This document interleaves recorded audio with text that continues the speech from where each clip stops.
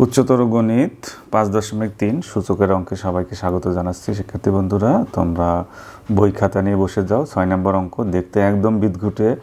5√4 এর ওপরে 5, তারপরে 4x + 7 = 11। ওরে বাপরে বাপ, √16 2x + 7, একদম বিশাল জটিল একটা ব্যাপার। এটাকে আমরা একদম সহজ করে ফেলবো, ইজি করে ফেলবো। তো এই অংশকে আমরা লিখে নিলাম, যা আছে তাই।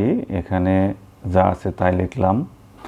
তো এখন আমরা পরে কি দেখি, এই 4⁵ এটা আমরা আগের অঙ্কেও আলোচনা করেছি। এই √ওভার মানে হলো 1/2, আর তার আগে যদি 3 থাকে তাহলে 1/3, তার √ওভারের ভিতরে যদি 4 থাকে তাহলে 1/4, পাওয়ার হিসাবে এটা উপরে উঠে যায়। আর 4x + 7 = এখানেও সেম, এই 4³ এই যে 4³ কিউবটা উপরে উঠে গেছে, আর নিচে 11 আছে। এখানেও যদি 4² থাকতো তাহলে 2/5 হতো। এরকম এমনই হয়, এটাই নিয়ম। 2x + 7, এই যে একটি সূত্র আমরা দেখলে আমাদের কাছে ইজি হয়ে যাবে। n √a⁴m হলে a⁴m/n এভাবে লিখতে পারি, বা এটাকে আমরা ঘুরায়ে এভাবেও লিখতে পারি। তাহলে 4 এই নিচে এটা গুণ করে দিলে 4x + 7/5 সেম, 3 দিয়ে গুণ করে দিলে 3 × 2x + 7 / 11। এখন আমাদের বেস সমান, তাহলে আমরা পাওয়ার দুইটা লিখে নিব। পাওয়ার দুইটা লিখে নিয়েছি, সেম বেস বাদ।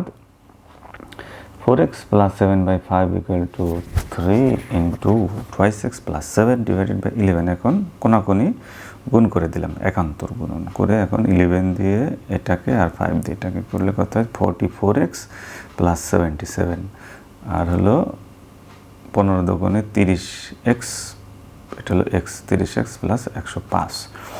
তাহলে 44x - 30x, এটাকে x এরগুলো আলাদা এবং x বাদেগুলো আলাদা করে নিলে 14x = 28, x = 2, অর্থাৎ নির্ণয় সমাধান 2।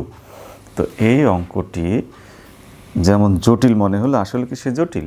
একদম ইজি। তো শিক্ষার্থী বন্ধুরা, আপনারা যদি খাতা কলমে আমার এই লেকচারের সাথে অঙ্ক করতে থাকেন, তাহলে অনেক জটিল জটিল অঙ্ক খুব সহজে করতে পারবেন। এখানে সূত্র মনে রাখতে হবে, সেটা হলো n √a⁴n = m/n। আমরা এই অংশ থেকে এদিকেও যেতে পারি, এদিক থেকে এদিকেও যেতে পারি, ডানে থেকে বাম, বামে থেকে ডান। এই সূত্রটি মনে রাখতে হবে, তাহলে এই ধরনের বিদঘুট এবং জটিল সব অঙ্কের আমরা সমাধান করতে পারবো।